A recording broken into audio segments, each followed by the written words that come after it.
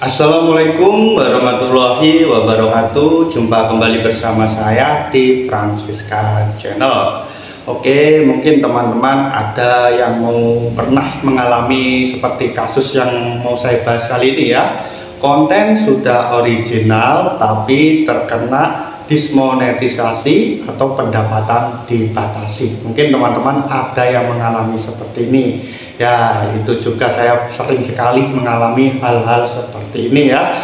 Mungkin teman-teman yang baru-baru saja main di Facebook mungkin kaget, kenapa konten saya sudah original, udah asli rekaman HP saya sendiri, tapi masih saja terkena dismonetisasi, pendapatannya dibatasi. Nah, kalau kontennya reupload ya wajar-wajar saja ya kena dismonetisasi seperti konten tidak asli atau original konten terbatas. Nah, ini kontennya sudah original tapi masih kena juga. Nah, memang seperti itu di Facebook ya, kadang-kadang sangat membingungkan, apalagi kalau untuk kreator-kreator pemula ya. Kalau kreator-kreator lama sih sudah tahan banting saya rasa ya, karena seperti ini kena dismonetisasi meskipun kontennya ori tiba-tiba kena dismon. Nah, itu kalau kreator-kreator lama sih kayaknya biasa-biasa saja ya, sudah terbiasa.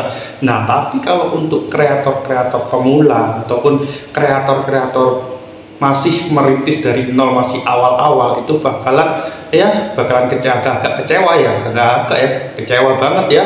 Nggak bayangkan saja ya, sudah capek-capek mau kejar pengikut, follower harus 55.000, kejar jam tayang atau menit tonton harus 50.000, dan bikin konten ori yang menyita waktu ya. Paling enggak ya kita bikin konten original pasti menyita banyak waktu ya. Nah, setelah bisa dimonetisasi, sudah mendapat penghasilan, tiba-tiba kena dismonetisasi. Ini konten ori, sudah kena dismonetisasi di Facebook, apalagi konten reupload ya, nggak ada jaminan. Nah, saya bilang seperti ini ya, kalau di Facebook itu jangankan reupload, original itu juga bisa kena ya, nggak jelas, memang nggak jelas seperti itu ya. Nah, tapi di sini menurut pengalaman saya pribadi ada hal-hal yang bisa menyebabkan akun kita kena dismonetisasi meskipun konten kita original. Nah, seperti kasus saya seperti ini ya, dari kemarin-kemarin saya sudah bikin konten original tapi kena dismonetisasi. Nah, di sini mungkin teman-teman ada yang tiba-tiba viewernya naik secara drastis, komentarnya naik banget, banyak yang nge-share videonya, tiba-tiba kena dismonetisasi. Pasti ada yang mengalami hal seperti ini. Begitu juga dengan saya, sering sekali. Nah, ini biasanya terjadi kalau video kita viral, video kita viewernya tiba-tiba banyak ya. Nah, di situ ada yang nge-share video kita. Nah, itu yang perlu diwaspadai. Nah, kita nggak bisa ngelakuin apa-apa sebenarnya sih. Bukan kita yang nge-share, tapi orang lain yang nge-share video kita. Yang pertama ya, dia ambil video kita yang sudah original lalu di-upload di fanspage dia. Nah, misalkan saya upload video original A lalu di-download ataupun diambil sama kreator B dan diupload lagi di fanspage-nya kreator B. Nah, jadi seperti itu. Nah, ini dianggap pelanggaran sama pihak Facebook dan bisa menyebabkan dismonetisasi. Itu kalau diambil cuma sama satu orang kreator saja. Kalau banyak orang yang mengambil konten kita karena viral ya, banyak yang ngambil lalu diupload di fanspage mereka, jelas-jelas video kita semakin banyak diupload di akun-akun lain. Ini dianggap kita memiliki akun ganda yang memiliki konten yang sama.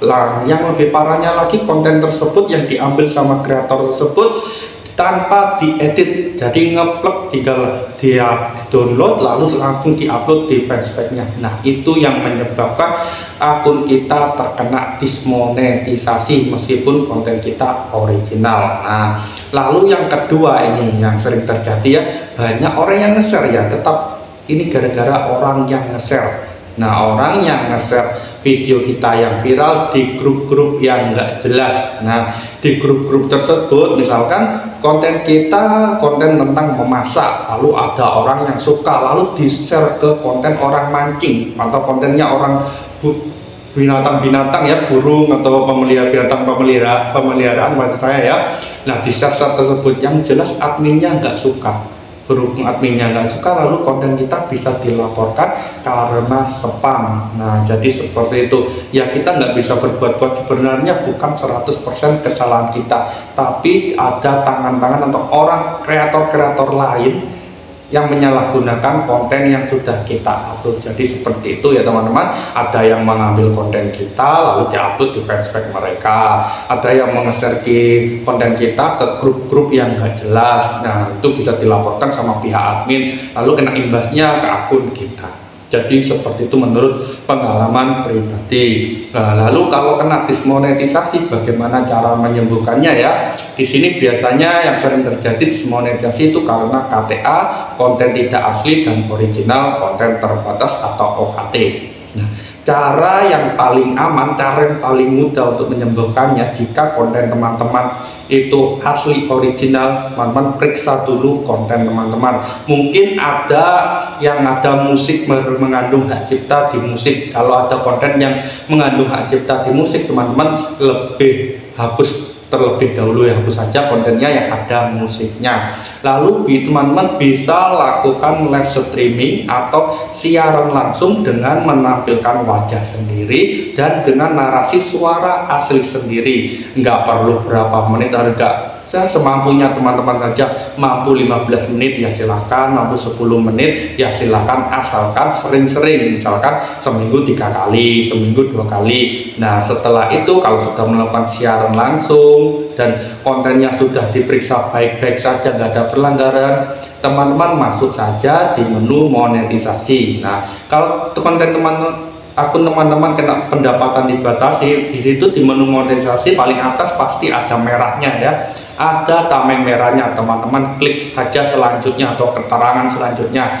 Nah di situ ada tombol minta tinjauan. Jadi teman-teman minta tinjauan agar akun teman-teman ditinjau kembali sama pihak Facebook bahwa akun teman-teman ini kontennya original semuanya. Tapi teman-teman jangan buru-buru sekali kena dismonetisasi langsung minta tinjauan, jangan seperti itu ya. Diperbaiki dulu kontennya, misalnya ya dihapus dulu konten-konten mungkin yang ada pelanggaran hak ciptanya, ataupun bisa dengan mengupload video-video yang benar-benar original yang ada muka kita sendiri atau suara kita sendiri di dalam video, dan lakukan live streaming atau siaran langsung semampunya teman-teman. Nggak perlu berjam-jam, nggak perlu, semampunya saja. Kalau sudah melakukan seperti itu kira-kira selang waktu seminggu sampai 2 minggu baru teman-teman melakukan minta tinjauan. Nah itu insya Allah cepat sembuh. Nah sebenarnya kalau OKT dan KTA itu dibiarin pun itu selama 90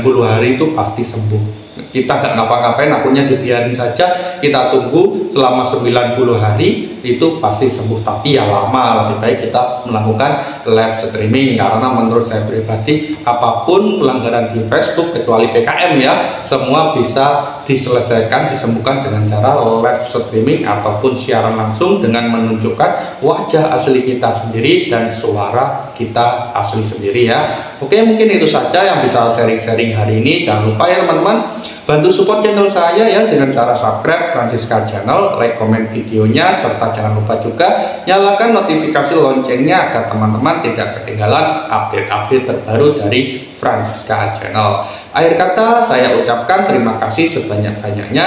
Assalamualaikum warahmatullahi wabarakatuh.